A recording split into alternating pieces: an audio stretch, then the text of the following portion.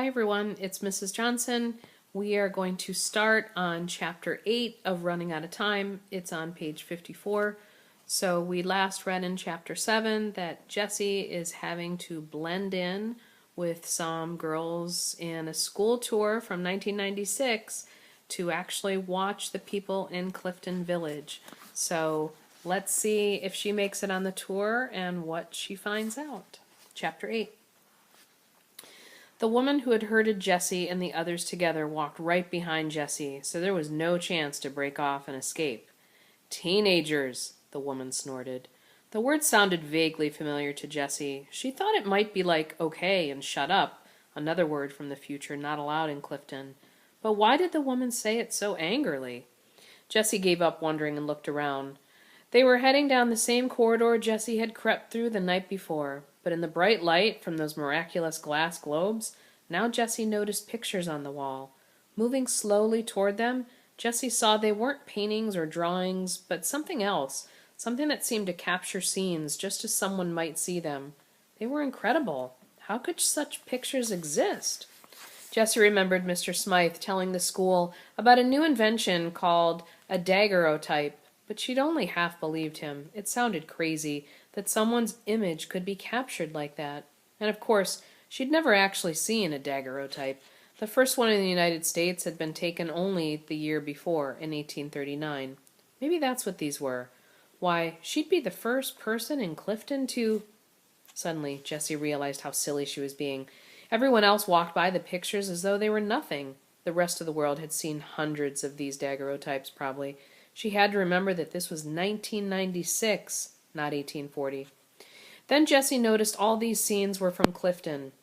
Mrs. Harlow cooking over the open fireplace, Mr. Seward measuring out a poke of flour for Mrs. Ruddle, Mr. Smythe looking stern as the schoolchildren stood and recited, and yes, Jessie was in that picture, in the 5th grade row.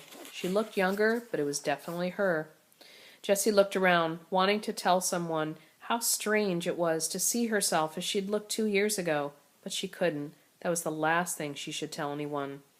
Remembering the danger, Jessie moved away from the pictures. She tried to walk in the center of the group. Cautiously, so no one would catch her staring, she looked around at the others, and she got another jolt.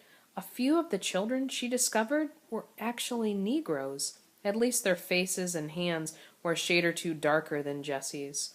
Some of them had curly hair, but others' hair was straight.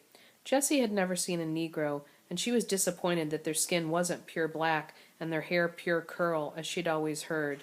Jessie didn't think that they could be slaves, because they acted like all the other children. Maybe the abolitionists in Clifton had gotten their wish, and there wasn't slavery anymore. So this is where I want to kind of pause and say that obviously that this is not a term we use nowadays in modern times. That was a term that would have been used back in the 1800s. And remember, Jessie is still living as if she is in the 1800s. That's all she's ever known. So that's obviously not a term we use nowadays, but that is the only term that she knows. She will soon learn that that's not what African Americans are called nowadays. By this time, the group was beyond the door Jessie had come through the night before. A bit farther down the hall, Jessie saw a woman wearing a long dress, apron, and bonnet. It made Jessie feel better to see someone dressed like that, but the woman wasn't from Clifton. The group of children reached the woman, and she motioned for them to stop. "Good morning," she said a little too cheerfully. "Welcome to Clifton. My name's Mrs. Spurning, and I'm going to be your tour guide today. I understand you've come on a school trip from..." She looked at a card in her hand. "Oakdale Junior High School?" Some of the children mumbled yeses. Any adult in Clifton would have reprimanded the children and ordered them to say, "Yes, ma'am," promptly and crisply. But this Mrs. Spurning only smiled. "Well, we have quite a treat for you today. This will be like going back in a time machine. When you left for school this morning, it was 1996. Here, it's 1840. The people here live without TVs, VCRs, stereos, refrigerators, freezers, or even running water." "How do they survive?" one boy with spiky yellow hair asked. Several around him laughed. Mrs. Spurning ignored his smart alecky tone. "They survive just like many of your ancestors did. Some would say they live better than you, because they aren't weighed down with your possessions." "I doubt it," the boy said. The others laughed again. Mrs. Spurning forced a smile. Why don't you wait and see? She continued, speaking dully as though she'd said the same words many times before. She sounded like Mr. Smythe when he repeated poetry at school, but Mrs. Spurning was describing the history of Clifton as Ma had the night before. Mrs. Spurning kept calling it Clifton Village. Do the people here really think it's 1840? A Negro girl with spectacles asked. She looked really smart. So Mr. Whittingham was wrong when he said Negroes couldn't think like white people. Jessie listened carefully to Mrs. Spurning's answer. Oh, these people aren't crazy, Mrs. Spurning said with a laugh. Only the youngest children think it's 1840. All the others are let in on Clifton Village little secret as soon as they're old enough to understand. No one speaks of it, though, because they are happy here, and they do get some benefits of the 20th century. Medical care, for example. It would be inhumane to let anyone die of the diseases that many died of back then, when antibiotics are available now. Okay, so let's pause. Do you think this woman is being trustworthy? Probably not. Do you think she knows the truth, though? I think that's an interesting question. But that's not... Jessie started to protest. Everyone turned to look at her, and Jessie realized she couldn't call this woman a liar. Not now. No one would believe her. That's not, authentic, Jessie finished lamely. She cleared her throat.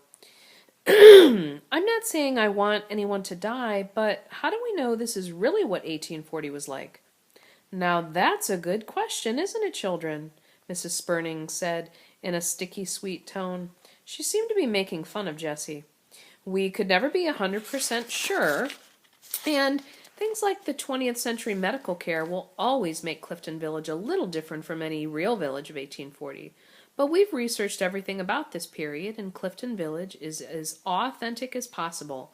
Now, do we want to talk about it or see it? She turned, obviously meaning for the children to follow her the rest of the way down the hall. As they trooped behind her, the girl with the spectacles came toward Jessie. She sure was mean to you, the girl said. And it was a good question. I've been reading a lot about this period. People lived in really filthy conditions then, but I doubt if we see filth today. Oh, Jessie said. She would have liked to have told the girl everything, and ask her all about 1996, and ask her if slavery really had been abolished. But after almost giving herself away, she knew she had to be careful. The guards weren't chasing her anymore, but there was still danger. She wasn't allowed to relax until she told Mr. Neely about the diphtheria and got medicine for Katie and the others. My name's Nicole, the girl was saying. Nicole Stevens. My parents didn't have any imagination. There are 2 other Nicoles in my class. Oh, Jessie said again.